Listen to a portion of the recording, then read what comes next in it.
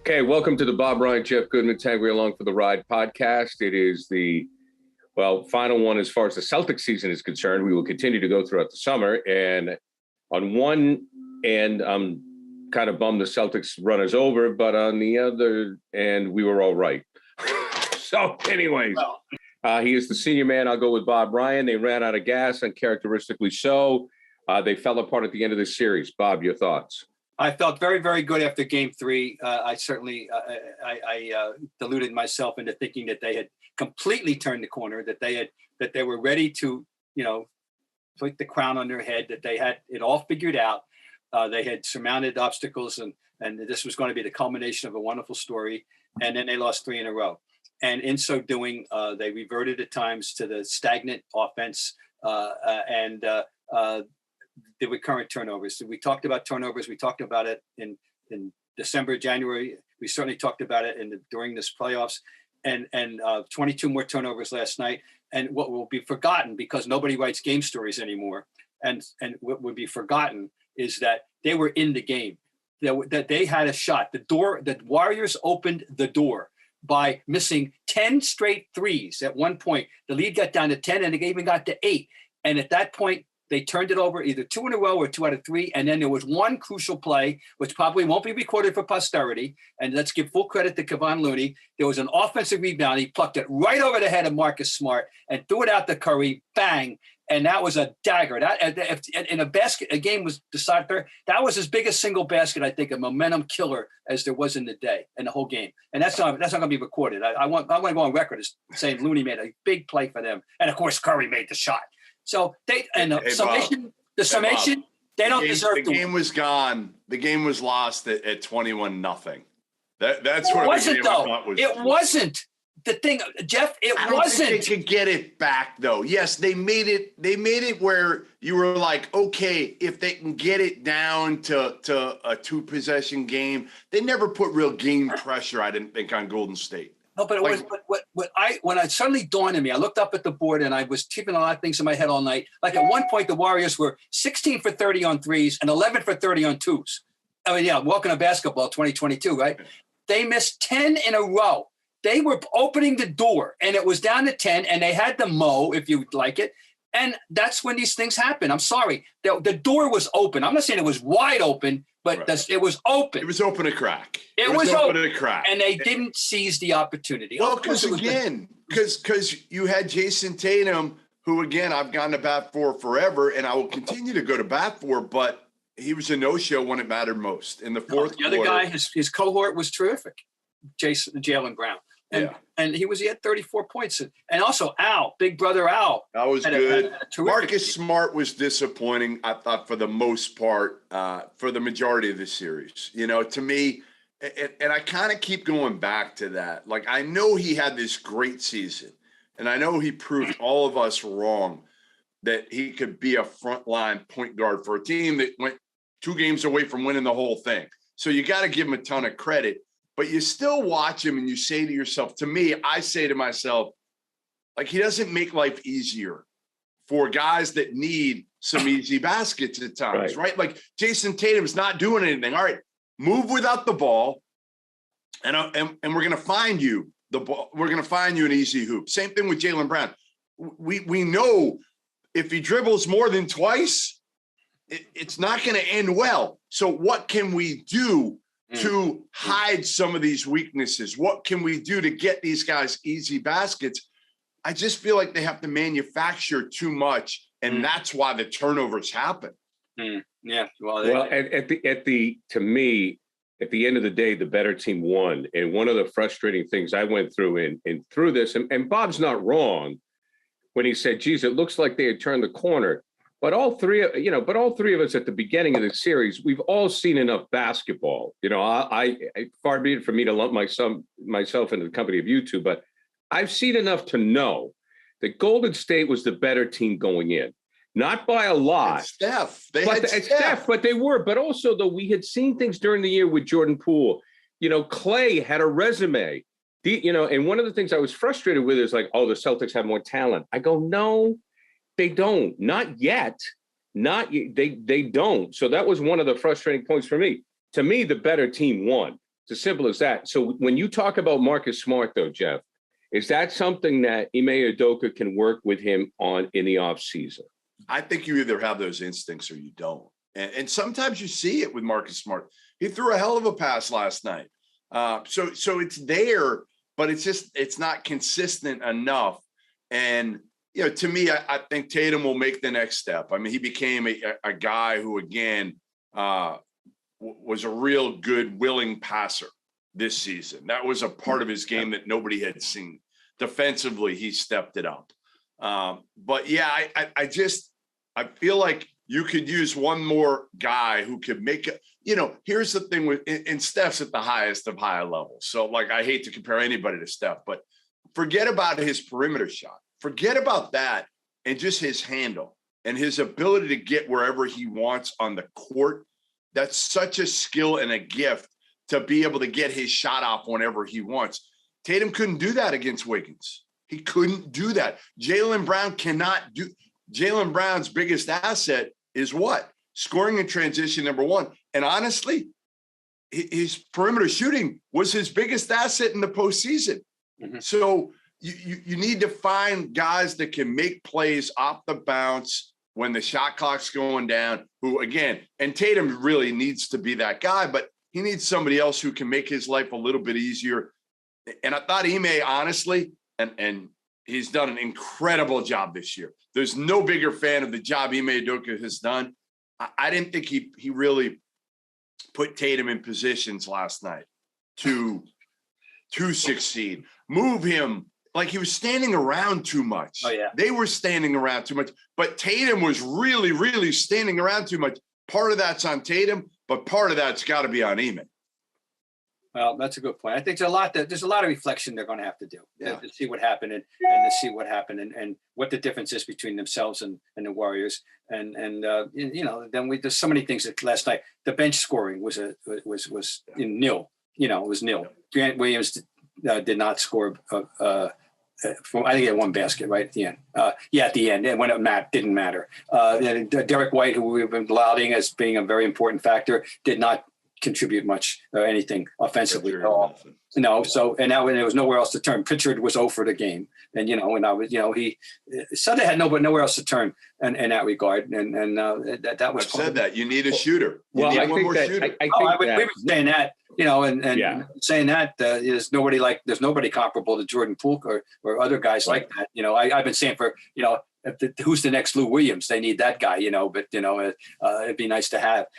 In the end, but as I said, I'll be fully, I'll live with what I was saying earlier. I really felt really good after 3 games. I really thought that they were the better team. And I said categorically, I can't refute it. I can't run away from it, that the only way they're going to lose this year, the only way is if they beat themselves with the turnovers. And they did. And it wasn't the only way. It was one of the ways. One of the ways they lost the game previously was missing 10 free throws. Now, that didn't happen last night. By the way, the Warriors, how many free throws did they make? 4? They went a lot. The Warriors won this whole game without ever getting to the line. And give them full credit. I mean, I can't say enough about the way they asserted themselves and proved to be what championship caliber play, thinking, acting, everything is all about. They taught a lesson. I hope the Celtics can learn from that lesson. Well, we have a lot to cover here, but quickly, I do want to give Steph Curry his due because Jeff Goodman touched on it. And Bob, I'd like you to touch on it now because we heard what Jeff had to say, and I think Jeff was right. Curry is underrated when it comes to getting to the basket and his handle. He's just looked as a one-trick pony. But as we saw last night, that is not the case. It's not remotely the case. I must say, I have been touting this throughout. If you ever go back and go over the tapes I love it when he goes to the basket. I love his ambidexterity. I love his finishing. And Jeff, you're so right. He made it look so easy last night. It was like anytime he wanted to go to the basket, and he got killer. There were no killer. Well, I thought there was one killer hoop, but when they were actually in the game. But he just continually got to the basket as well. And then let's. Oh, by the way, where'd those assists come from? Oh, by the way, how about the game he had 10 rebounds? You didn't even notice. He's a basketball player, a supremely, incredibly well-rounded basketball player. Offensively, one of the great handful of greatest players of all time. And defense, another thing, let's talk about the defense, because we saw him play some defense last night. He's improved. He's a wonderful player. And so bad when he first came into the league. Like, yeah, well, the crazy part of Steph, like I remember it like it was yesterday, covering the draft and going through that process. And it was like, all right, number one, how's he going to guard anybody in the league? Number one, right? I mean, he looked like 160 pounds. Yeah. Number two, he's not a point guard. No. Right? He's not a point guard. No. So how is he going to play the point? Not a great athlete. Like, it was everything he's not. He's just a shooter. But, man, defensively, he's gotten better where he's not a liability. No, he's adequate to the task. I'll just put it that way. Yep. He's adequate to the task. He's not, not Clay was a superior defender, and before he got hurt, and he'll never be at that level. But he's good enough to fit into what they want to do. He's willing. He's put in the work. There's just no way to criticize him. It's just isn't. I hope people appreciate. If you're going to lose to somebody, you want to lose to somebody, that worthy and to me. And and that's what Steph did. And let's transition to Tatum now, because there's a lot of meat on that bone. What happened with Steph was he put the team on his shoulders and he carried it to a title, and Jayson Tatum did not. And I think that both of you have been very fair in saying it's still early in Jayson Tatum's career. Okay. So, we're making that clear. However, Jeff, was this guy hurt? We've heard about the shoulder. You heard about the wrist. Is it a legitimate excuse? Will we find out something down the road? I don't know. I'm sure I'll find out something here in the next few days, how bad it was. Listen, he wasn't 100%. We know that, but a lot of guys, most guys aren't 100% at this point. I really thought Andrew Wiggins kind of stole his soul a little bit last night. I really do. I felt like Jayson was just overthinking everything because, what Wiggins has is the athleticism that Jayson Tatum does not. And Wiggins, when he's up to the task, I've always said this, has the potential to be one of the top 3 or 5 defenders in the world. But he's just never asserted himself to that consistently. Well, he did it here, and it was huge for them. But, listen, bottom line is Tatum's 24 years old. Is he a killer? No. Is he going to become a killer? Probably not. I mean, that's one of those things that generally you have it or you don't. Right. But I felt like with LeBron early in his career, wasn't that the knock, Bob, on LeBron? Right through 2011. And right. It was coming out of that Dallas series. He was rightfully criticized for not wanting to step up for the moment. And he had a catharsis in that series. That's a turning point in his career, as far as I'm concerned. And the year before, I was present and eyewitness to him. He did quit. He lollygagged. This is the legacy today of Jayson Tatum. He's 24 years old. Like nobody's really going to remember this again unless he never gets this far again. Right. Exactly. And so it's a lot to, this is why, sports, there's always unfinished stories. There's always unfinished business. There's always, and it's a continuum. It's not a finality. And so, we're going to be, got to be a lot of things that have to come out of this, a lot of soul searching, a lot of reflection, a lot of work. Well, let's not forget what they did this year. I think that's the hard part right now is Celtics fans are going to be so upset with the fact that Jayson Tatum, he's not good enough to lead us to a title, this, that, and the other. Like, this was a team that was pure mediocre for so long, and they figured it out. And they have a coach that pushed all the right buttons to get them this far. And they had players that shed bad habits. Like, I was not the biggest Jaylen Brown fan. We know that. But, man, other than, again, him dribbling into traffic consistently, that dude makes threes consistently. He's got so much better at that. He's got some killer in him. He wants the ball when the game's on the line. There's a lot to be said about Jaylen Brown, and they were horrible together last night. Again, I think if you looked at it, I don't know how many times they passed it to one another last night. Not many, guys. Not many. Yeah, I wasn't looking for that, but I always look for that. I wasn't looking for that. Well, they all tried to win it. There's a desperation that jumps in there. Right. Like, I got to try to win it on myself. winning on my own, and the key to maturity, or one of the elements of maturity, is remaining composed when times get tough. And they didn't. That's they hadn't it. been there. They hadn't been there, and the pressure was there. And Golden State had been there, done that. They weren't going to get rattled early in the game when it was 12-2.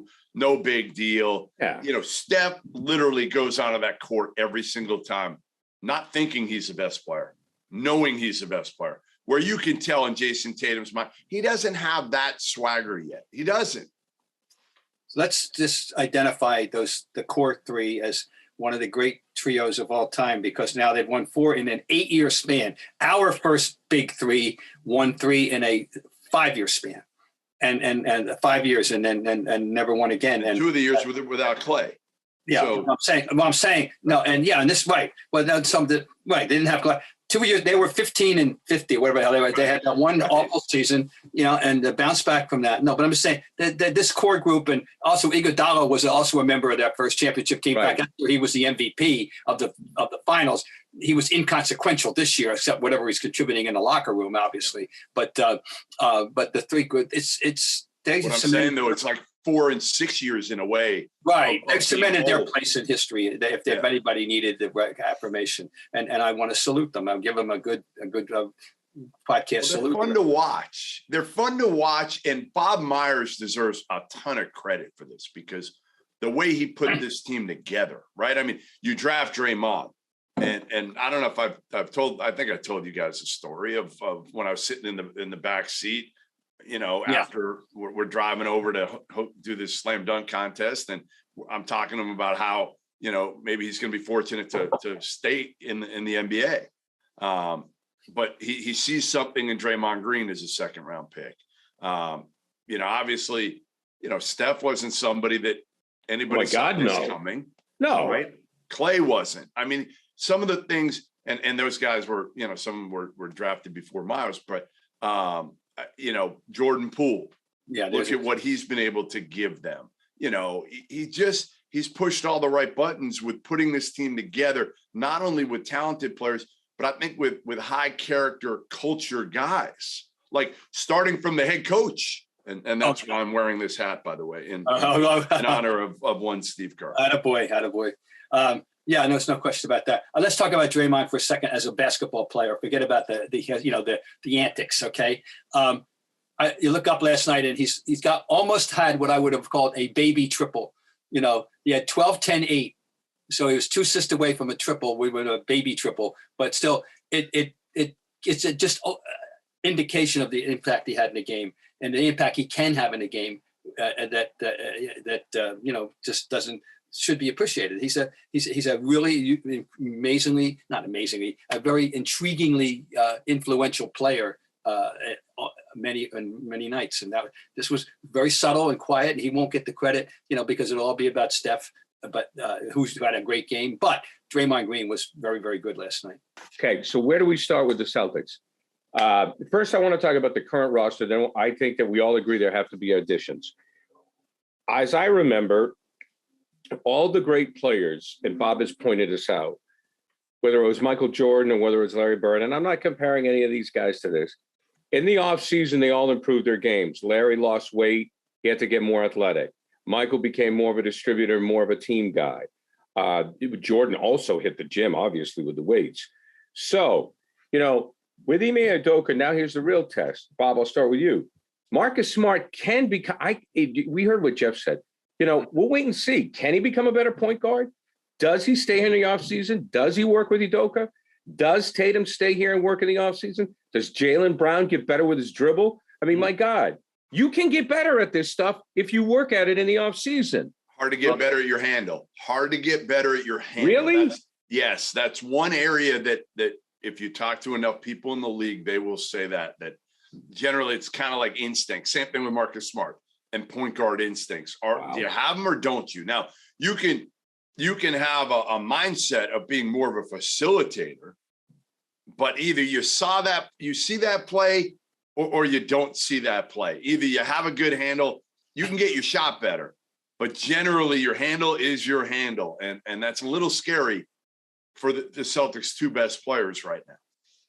Yeah, I'm going to take you at your word on that. I'd like to think that he can improve, and I'm sure they can improve. I'm not saying they can't get better at it, but marginally. I don't think all of a sudden you're going to see Jaylen Brown have this incredible handle. He's going to be able to go to the basket and avoid some of those strips that he's been getting hit with here lately. Well, something happened in this January. We still don't know what the receiver was, and he began to act much more like a conventional point guard, including the game I keep citing when he took 3 shots from the floor and had 13 assists, something we never thought was even remotely possible, and he did that. So I'm reasonably confident that we'll see that guy continually next year.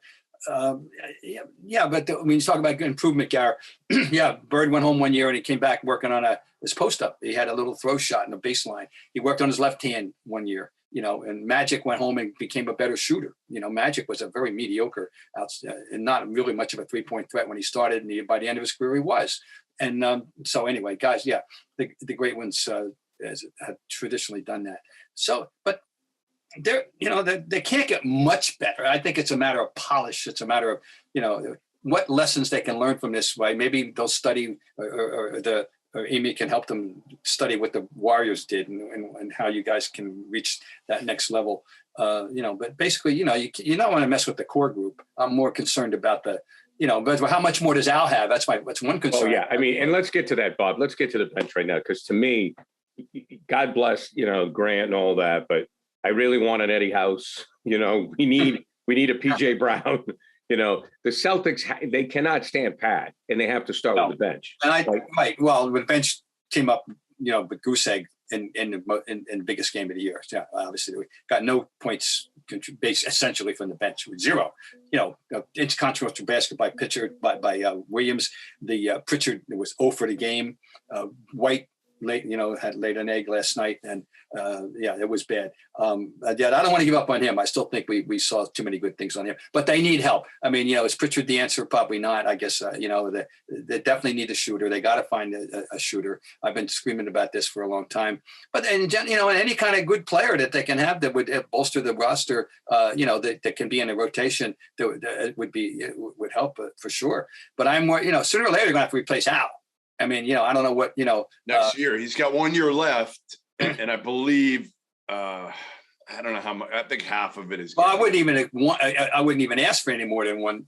Right. No. Right. Exactly. So they can get the same or 85% or 90% of what they gave him this year. I'm fine with that. You're going to get more out of Rob. You need a healthy Robert Williams. Yes. That's the difference from this year's team to next year's team, right? That's the one thing you can look at and say, all right, you know what? That could be significantly different in terms of the player and the health and the impact, because Grant Williams is probably, listen, I'm not sure if he's ever going to shoot the ball as well as he did this year again.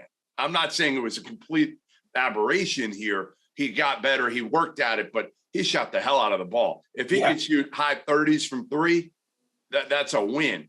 Peyton Pritchard is what he is, guys. He is what he is. Derek White hopefully can be more like the recent Derek White, not game 6, but prior to that, and he can make some shots and share point guard duties with Marcus Smart. So it's not just on Marcus Smart. But Robert Williams is the difference. I think you could, to me, Tice is still making a good amount of money. He's making about $9 million a year. He's fine as your rotation big, but you need Robert Williams to be better. Everybody else to take steps. Tatum and Brown to just be smarter in their decision-making as much as anything else, right? Smarter in their decision-making. And then you got to add one more piece. Right. And hopefully you bring on a veteran who wants to compete and maybe doesn't have an NBA title on their resume and looks at this team now and says, you know what? They were 2 games away. If I go there, I know I'm going to have a chance to compete for a title, so I'll go there for a little bit less money. What do you want out of Robert Williams offensively? Well, that pass he had last night shows you that you can play through Robert Williams to me at times. And he's not Al in terms of his decision-making. But I think what you have with Robert Williams when he's healthy is that lob threat consistently. when Tatum or Jaylen Brown are driving to the basket and they don't know what to do at times, just throw it up there because that dude's going to go get it. And he couldn't do that through the postseason consistently because his knee wouldn't allow him to. No, hey, let's take a look at the conference next year. So Chris Middleton's healthy. It's a different ball game. Mm-hmm. I have no idea what's going to happen in Brooklyn. I have no idea. Nobody does. Miami's going to get better, right? I mean, Miami needs to add some pieces. Are they going to get better? Why are they going to get better? Kyle I'm saying, okay, if I'm Brad Stevens, this is what I'm thinking. I have to assume Miami's going to get better. I have to assume that. I don't know if I would. I don't know if I'd assume that because Kyle Lowry's only going to get older. And no, aren't they going to add pieces, Jeff? I mean, if you're Miami, you got to add pieces. And you may. All I'm saying is they got a lot of money locked up right now, and Jimmy Butler's got a lot of mileage on that body, and Lowry's getting older, and yeah, I don't know. Maybe. I mean, again, I think Milwaukee's the one I'd worry about in the East because you beat them without their all-star, their second all-star, their Robin. Which is Chris Middleton, and they have that culture of still winning. Again, not at the level Golden State did with consistency, but they got one. And that one means a lot, especially when Middleton comes back healthy. They just got that kind of that chemistry. They got what the Celtics kind of think they have, but still need to do it a little bit longer. And Philly's a wild card. Yeah, well, Philly's a wild card, but Harden, I just think Harden's just going to keep going down. Well, if he does, meanwhile, because Embiid's in his prime, right. That's for sure. Right. That's a shame. Well, what I'm saying, I guess overall, Bob, my overall thought is not to take anything away from the Celtics, and everything happens. Something goes down during the year. Every year, somebody gets hurt, but they had a path this year. Sure. And I don't want to assume that they're going to get back. I don't want to assume that. No, from Brad Stevens, I got to take a hard look at things to remain competitive. You're wise to do that, and I only go so far as to say they should be in the mix. They will be in the mix again. But no, this is. I'm not naive. This is an opportunity that they're going to regret. I think, and because it was there, and yet on the one hand, on the other hand, we identified they just weren't up to it yet. They weren't good enough yet.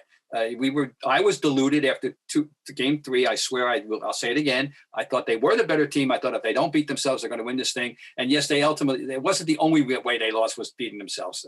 The other team had a guy that, couldn't match. Exactly. Well, you thought at that point, and a lot of people did, that we could put Tatum and Steph in the same conversation. Well, yeah. I mean, Jeff, to your point. I was there.